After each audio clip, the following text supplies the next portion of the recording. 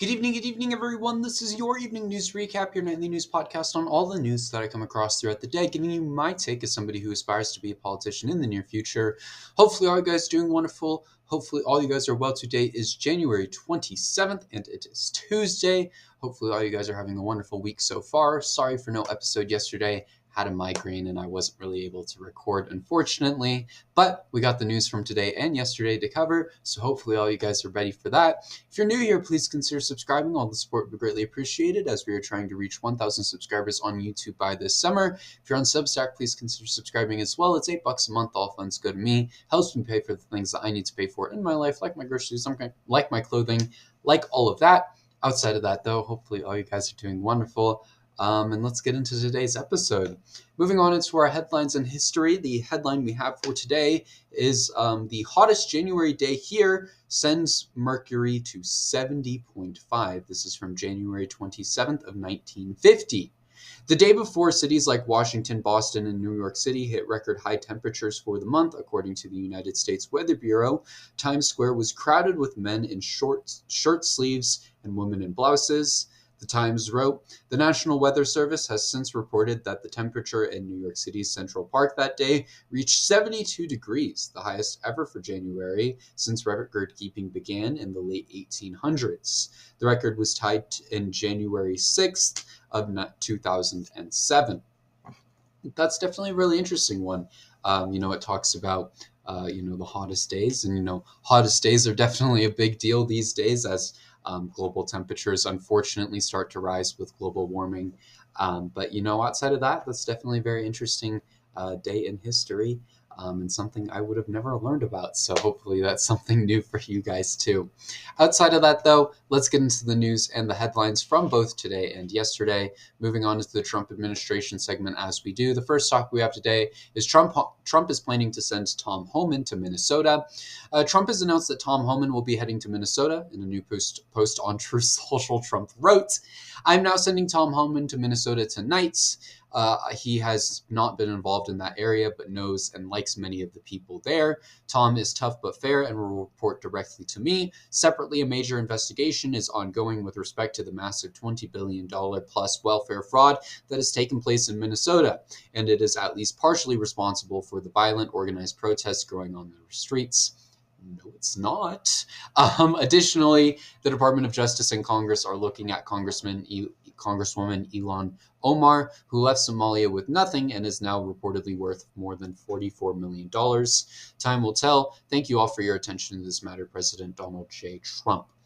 I mean, for him to say that the fraud is the reason that protests are taking out in the streets is not true. It's because of ICE. I think we all know that. Anyone with a brain knows that. But clearly Trump lacks one. But Tom Homan is not going to do anything better in this situation. Let's be real. If anything, he's going to make it worse. Anytime this administration touches anything, it gets worse. I mean, and that's kind of just a fact. We've seen it really for the past year now, right? ICE needs to be removed from Minnesota. They are continuing to cause problems and they need to go. Let's be real. The easiest way to deal with the problems, to stop the protesting, to stop everything going on in Minnesota would be to remove ICE. But Trump doesn't care about that. In other news, Trump is saying that you can't have guns. Trump is claiming that the Second Amendment isn't okay following the murder of Alex Peretti. Trump was asked if Peretti should have brought his gun to the protest, to which he said, you can't have guns. Can't walk in with guns. You can't have guns, actually. In fact, Minnesota is an open carry state, so anyone can have guns really anywhere. They were always going to target the Second Amendment. I mean, that's just been a plan from the start by this administration. This is America. Somebody was bound to either shoot an ICE agent or, have a gun around an ICE agent eventually. But let's not forget, Peretti never touched his gun. He never grabbed it. He never reached for it. No, he stuck his hands up and had his phone out the entire time. He had his gun on him, sure, but this is America. God forbid a white man arms himself. Let's be honest with ourselves. In this country, damn near everyone has a gun.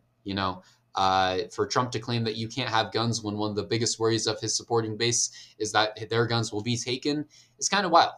Gun rights exist for a reason. They aren't going anywhere. Doesn't matter where you're on the left or you're on the right.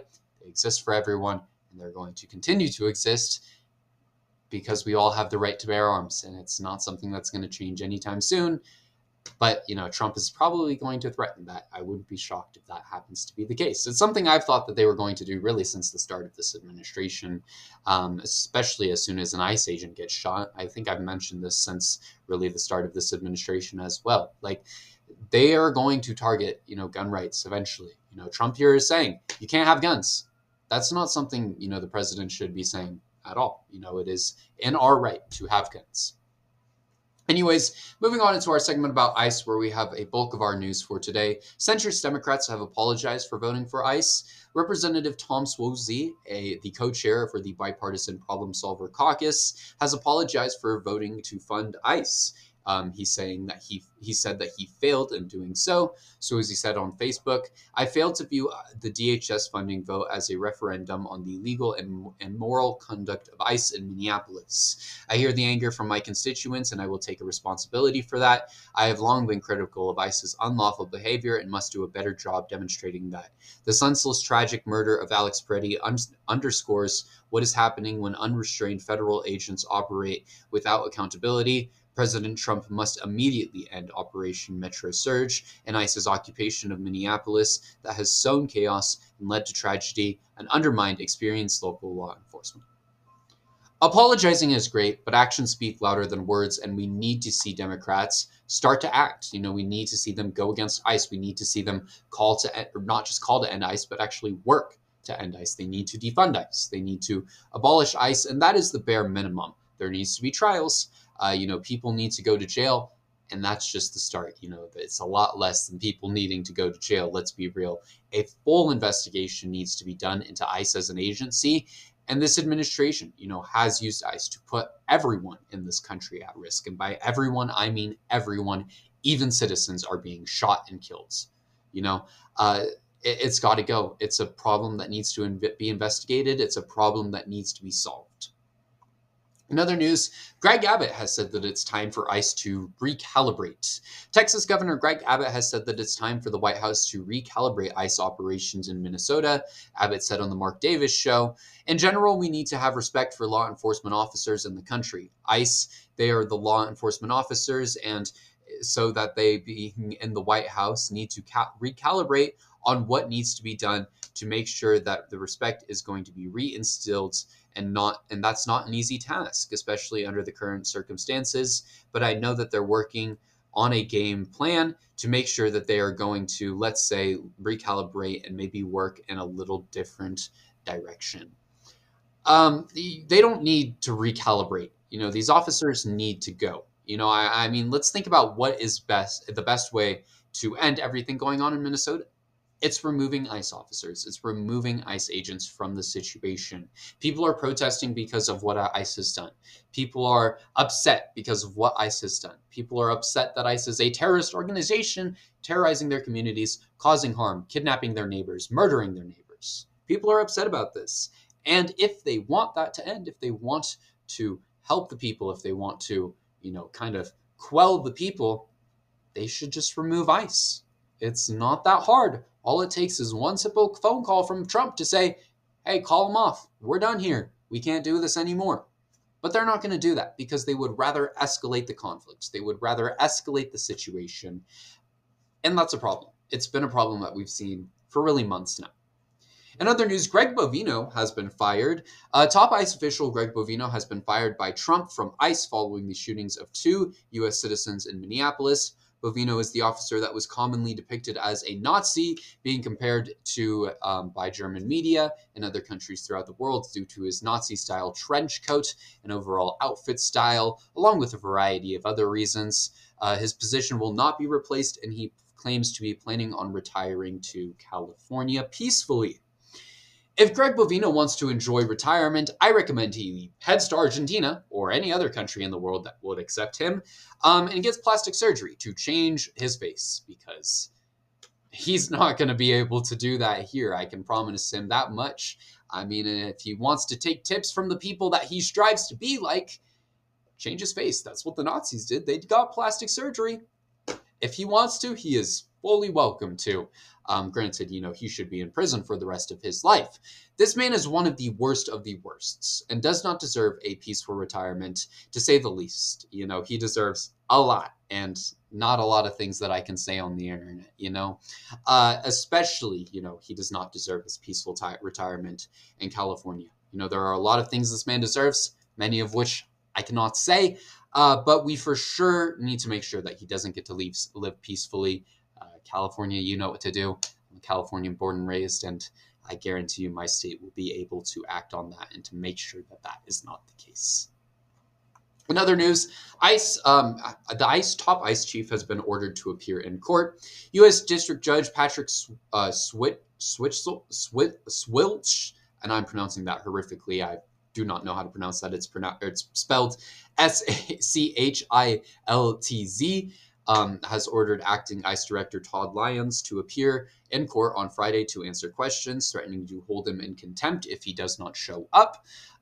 This case is related to Juan Toby Robles, who is suing for wrongfully being detained and imprisoned by ICE, who has since been freed, of course. Lyons is required to show up and explain why Robles did not receive a bond hearing, nor was he released within 7 days of a judge's order to provide him a hearing or release him. This is great news, of course. I hope he does show up. Questions need to be answered by ICE, because they shouldn't, just be doing as they please and ignoring the law. This is a big deal and it needs to be dealt with. So I hope we can get some good answers. And I hope that he shows up. I'm going to take a drink of water real quick. My nose is itching today. And I know it itches frequently, but today it's really itching. Holy crap. In other news, ICE is going to be present at the Winter Olympics. ICE will be present at the Winter Olympics, according to the Department of Homeland Security.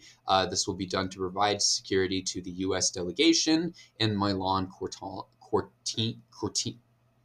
I'm probably pronouncing that horrifically. I am not great at Italian at all. Italy. Italian officials have clarified that ICE will not operate with independent authority, but this has sparked outcry in Italy, with many describing them as an out-of-control militia and believing that they shouldn't be there.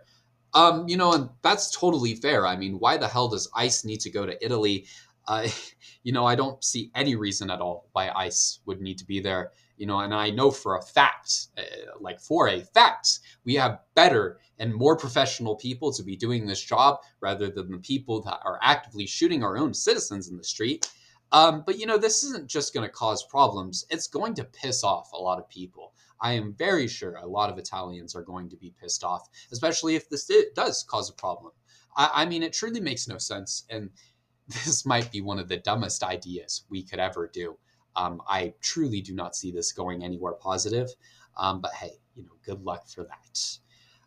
In other news, Hedgeseth has given ICE access to Minnesota military bases. Pete Hedgeseth has approved ICE to be able to use a military base in Minnesota, according to the San Francisco Chronicle. ICE asked for space in Fort Snelling, a historic decommissioned base, to house agents, weapons, vehicles, and aircraft. The site is already home to their field office, and they will use the land to hold 300 to 500 vehicles, 10 storage trailers, and room for 500 to 800 personnel.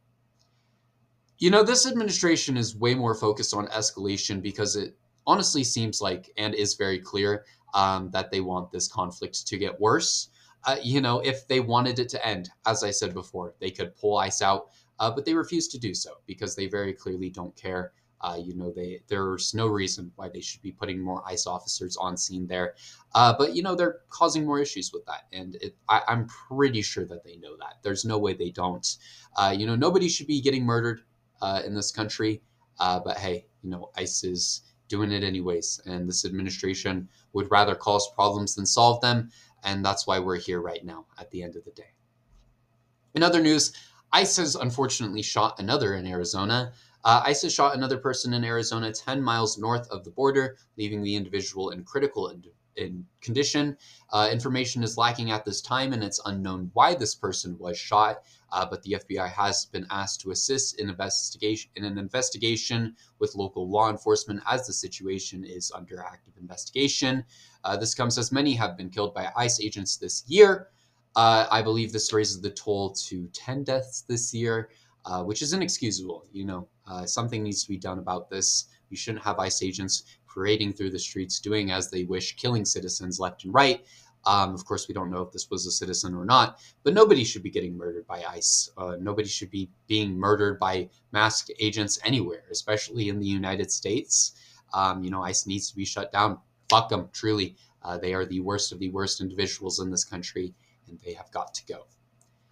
Anyways, moving on into our other news segment, Steph Curry has given full support to Minneapolis. Golden State Warriors legend Steph Curry made a statement speaking out against ICE and giving full support to Minneapolis. In an interview, Curry said, "It was definitely sad and somber.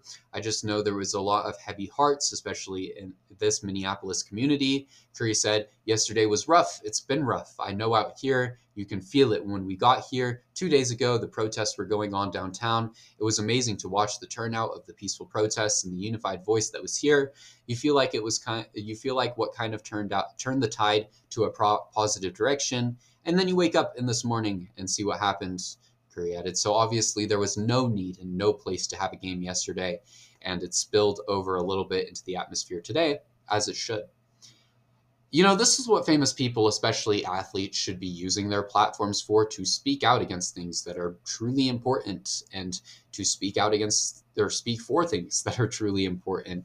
What ICE is doing is not okay in the slightest. They are murdering citizens. They are murdering people actively, and it's not okay. Growing up in California, I always heard a lot about Steph Curry, especially the Ballin' Like Curry song that has been played all over throughout my childhood, especially at school. And I know he's a very good player. I know he's one of the greatest of all time to ever do it.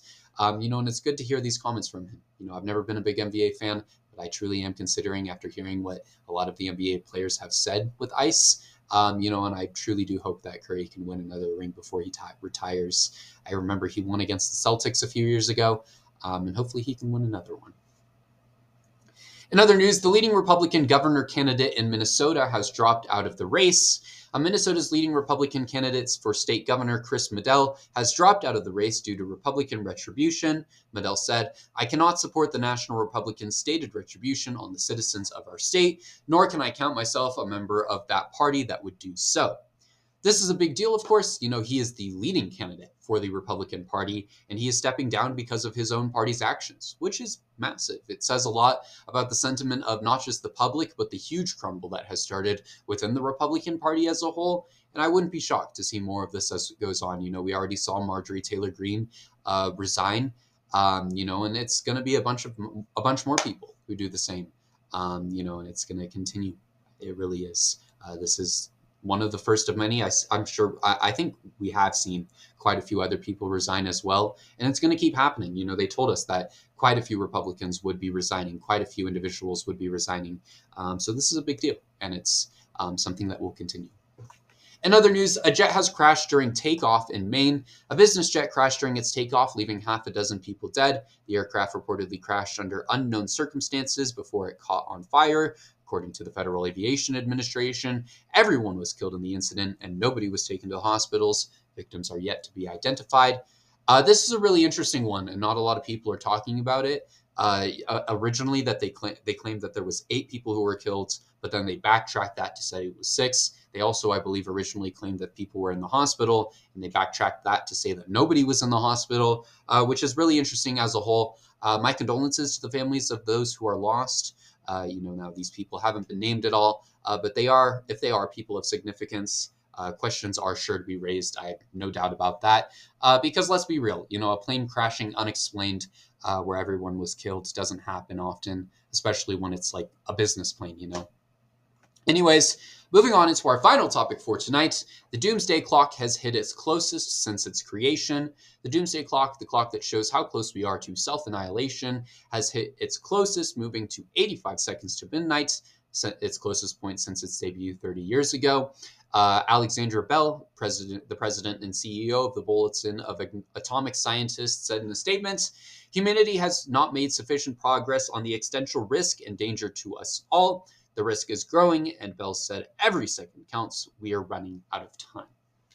This doesn't shock me at all. Every day it's another thing, and it just keeps getting worse and worse and worse. I'm sure it'll sadly keep going.